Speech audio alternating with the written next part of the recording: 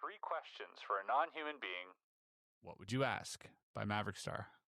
Well, if I were assuming that they were extraterrestrial, Correct. I would ask them, what is it that they think about the potential existence of an infinite and eternal sea of completely undifferentiated consciousness that surrounds our material universe and its relationship to the condensation of consciousness into our material realm. What do they think about that? That's number one. Well, deep. That's number one. Number two, I would ask them, what was the process by means of which they actually overcame their age of nuclear weapons or some totally self-destructive weapon system that they had in their culture. What was the process by means of which they overcame it, and how many tries did it take? Yeah. Of reestablishing their culture and succeeding in the one that he comes from now. Great question. That'd be the first one. And secondly, I would ask them is, what is the juridical entity, if any, of which they're a part with the different species with whom it would be important to communicate, to try to get a process going where there's a set of protocols with adequate authorization or authority to govern all their species. What does that look like? I love this. It in my mind, I'm imagining you sort of deposing one of these NHI and in some type of galactic courtroom. And getting to ask them, who do we talk to? Who do we have to subpoena to talk to? Right. The grand NHI here. What's going on? That's right. Give me them documents. Yeah, wonderful, wonderful answer.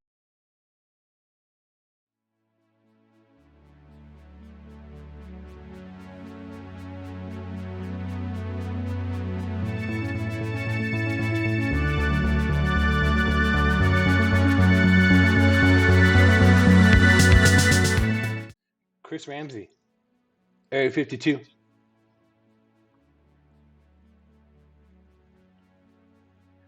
UFO Lawyers, Alien Confession, Danny Sheehan, Debriefed, episode 29. I really enjoy Area 52 Chris Ramsay interviews. He does a good job. It's not just the production and all the things that everyone else usually says he's so good at, because all that's cool. But like the people that he brings on, kind of, even though he's put him in a SCIF,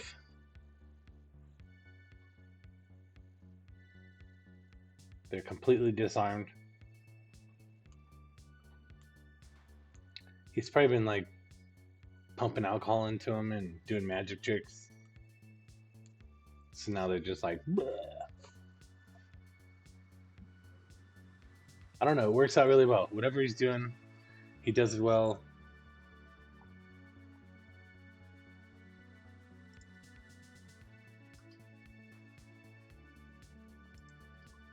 So it is chock full of stuff. I mean, 3.5 hours barely does it justice. Area 52, Chris Ramsay, Danny Sheehan, Debriefed.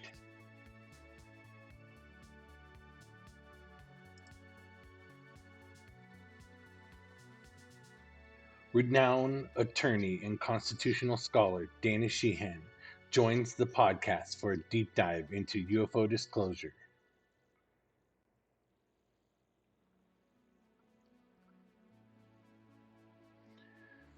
So he tells his origin story. He wanted to be an astronaut, didn't work out. The other things that people want him to do, he didn't like. He ended up doing lawyering. Him and his friends came up with public interest law, basically. during law school, so that they could go off and do the things that they're interested in, because they didn't want to go and do the things that they thought they were being like prepped to go do. There's like 2 legal careers, and him and his pals didn't like those options. So then he ended up doing all sorts of stuff. Then he mentions it like all throughout all the politicians that he was working for and other people. And then almost every corner of ufology has employed Danny Sheehan to be their lawyer, their official lawyer at some point. It's not everyone. One of the funnest parts in here is he's searching for J-Rod.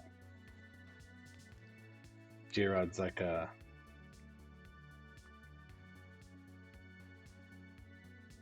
alien, extraterrestrial, who's like working for the government at Area 51, basically. Maybe he's working somewhere else. I don't think he's like the blue alien that gets mentioned all the time, but he might be. President Carter's secret UFO inquiry and CIA roadblocks. And kind of the headliner for the interview is that I think they'll even reproduce it here in a second. I think that's what he's doing right there. But he draws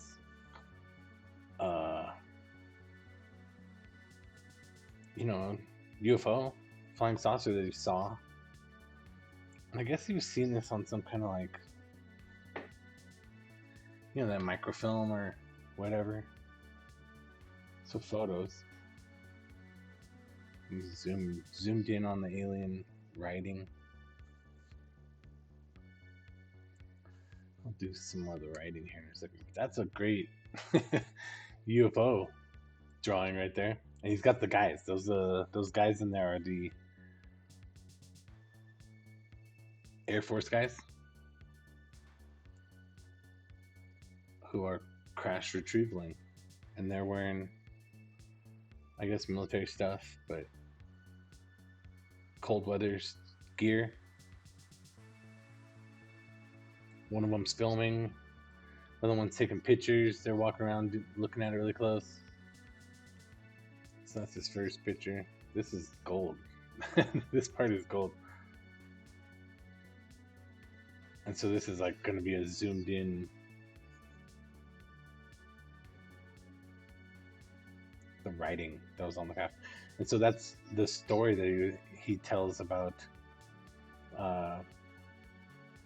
being taken in to look at this on film, and he couldn't take anything with him, but he ended up taking out a yellow notebook, and he then traced those symbols onto the cardboard part of the yellow notebook, yellow paper notebook, legal pad. And then when he came out, the guys checked him out, looked at the yellow pad. There was nothing in there. And then he also, memorized this stuff. This is kind of what he's known for in ufology. I don't think most people, when they think about him, very much think or know that he's so kind of interwoven because of him being an actual public interest lawyer, and not just for people who do UFOs and aliens.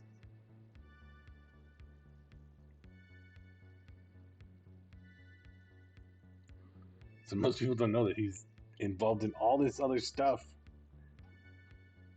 And nowadays it's because he is, the UFO lawyer.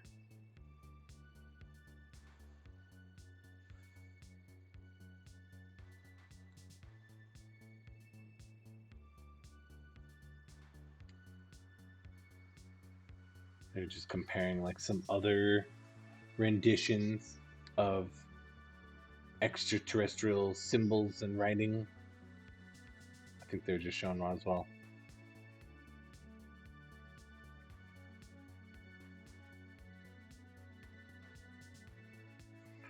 One of the reasons it's a great interview is because they don't just dwell on this part, because that's really cool.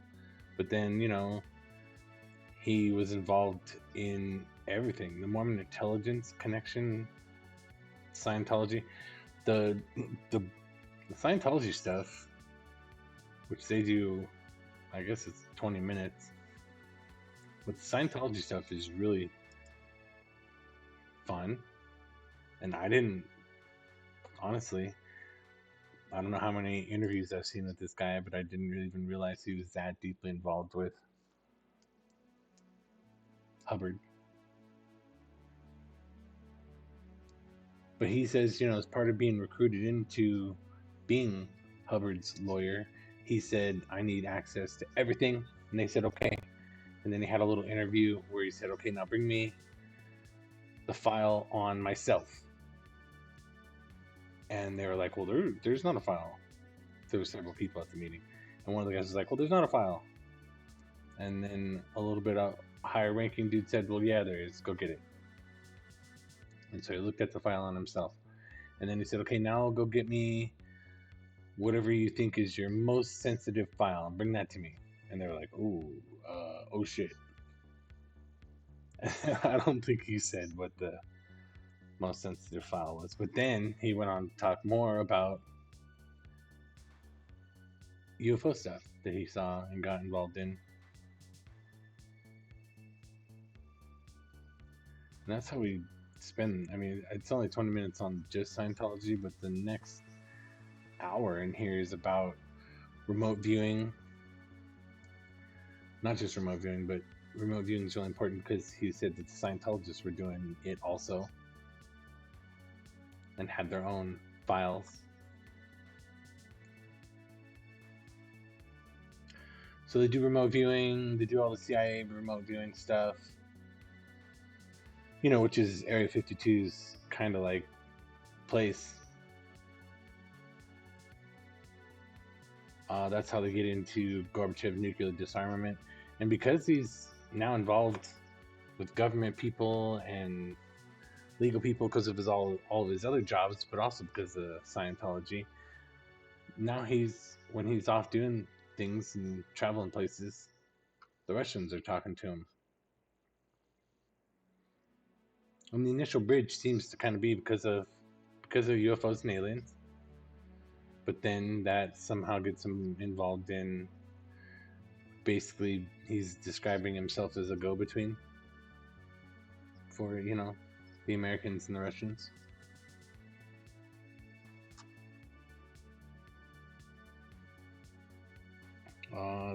Controlled disclosure, that's a rabbit hole we didn't really want to jump into too much. He doesn't spend a lot of time on it. He does seem to say that he's personally involved, which, if that's true, that, you know, definitely calls into question all the rest of his stuff here. He's got, you know, a little GRU section here on, you know, he's worked for GRU. He's got some GRU section here on, and they talk about all the usual suspects, the aerospace corporations, Raytheon, etc. Cool section, citizens for disclosure, which if he's not the main man, he's really involved in. And he describes, you know, basically, go to their website, sign up, and they will send you all the stuff by email that you need to, and it's basically just info. Who's your congressman? Who's all the other people that you can get in touch with? This is how to get in touch with them. These are the kinds of things that you should talk about with them when you do get in touch with them. So that's well placed in here and sounds like a good thing to go do. It doesn't sound like that's an expensive, like, Soul Foundation type deal. It seems like it's you know, you're getting on the email list.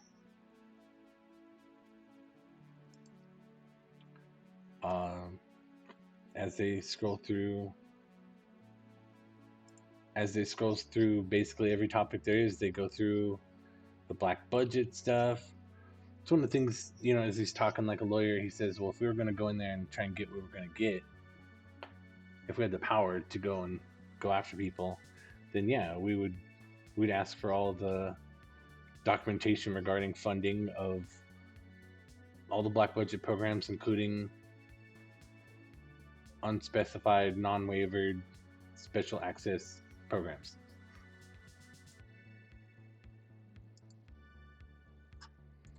Back here, he's talking about trying to find J-Rod. Now he's kind of more in the current where he's saying vetting NHI contactees and the psychological stress evaluator.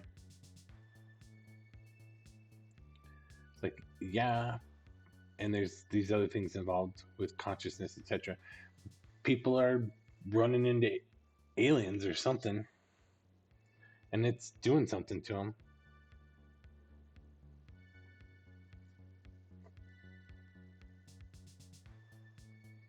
He says when he gets stuff from people nowadays, if it doesn't come with anything but testimony, then it's just not worth much.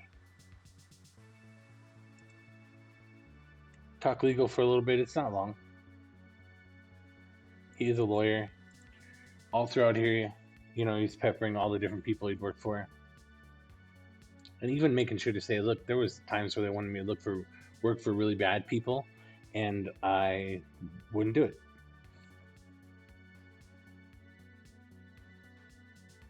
So that was interesting. Danny Sheehan's got a real casual way about him. He doesn't always come off that casual. And, he's a sneaky fucking lawyer probably. But this was 3.5 hours of, here you go.